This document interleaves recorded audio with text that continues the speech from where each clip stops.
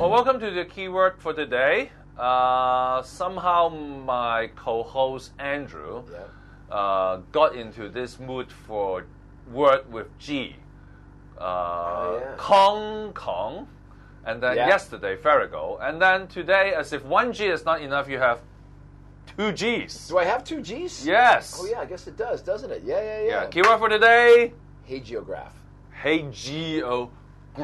Yeah, hagiograph. Two Gs. Yes. And what is hagiograph? Okay, a hagiograph is like a portrayal of somebody to make them out to be, so awesome and wonderful and perfect and, all bowed down. Try to use it in a sentence. Okay, so I wrote an op-ed last week, right, talking about the financial secretary. And I would say that it was not a hagiograph.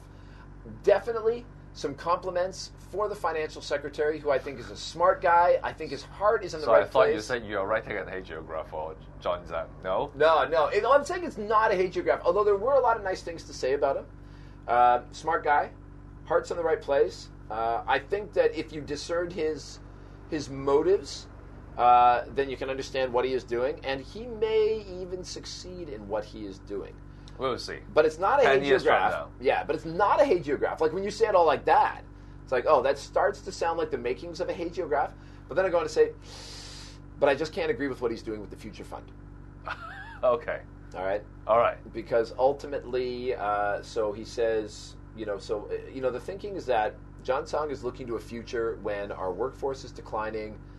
Presumably that means that salary tax will drop.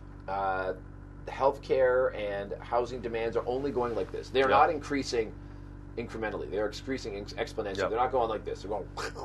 and healthcare is funny that way. There's no limit to the amount of money that people can demand from their government in this area. So what's a guy to do? Revenue down, costs up. And he's been very consistent on that line. And a lot of people have called him out and said, it's not going to be that bad. You're pulling in such ridiculous surpluses anyways. Money would be better invested in the economy if it was kept in private hands, which I am actually pretty aligned with all those arguments. But here's what I think John Tsang sees. Yes, money in private hands, invested into the Hong Kong economy, produce more wealth. But what if people, globally that's true, but what if people don't put the money back into the Hong Kong economy? Yeah. What if they say, I don't buy into what's going on? That's what's the argument for most of the, what they call the goodies money. Yeah. Where since Donald Trump has been handing out, a lot of Hong Kong people just took the money and went on a trip to Japan or Korea. So the money was spent elsewhere rather than in Hong Kong. Or, taking it up a notch. How about decisions people... Or not directly giving out money, but like different types of savings. Like savings from this, then that. So a family of 4 can save a bunch of money and then they use the savings actually to spend it elsewhere. Well, a holiday is one thing. Right, but what if it's people saying, forget it, I'm taking all the money I have and using it to start a new life in Taiwan. Yeah.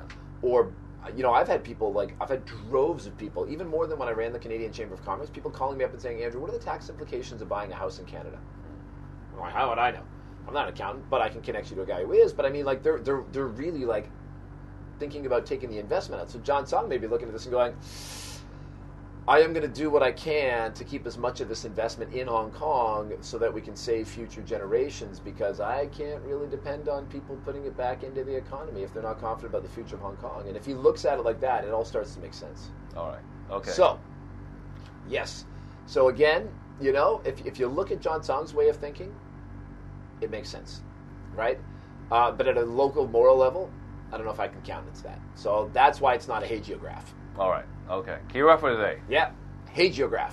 Thank you, Andrew. You bet.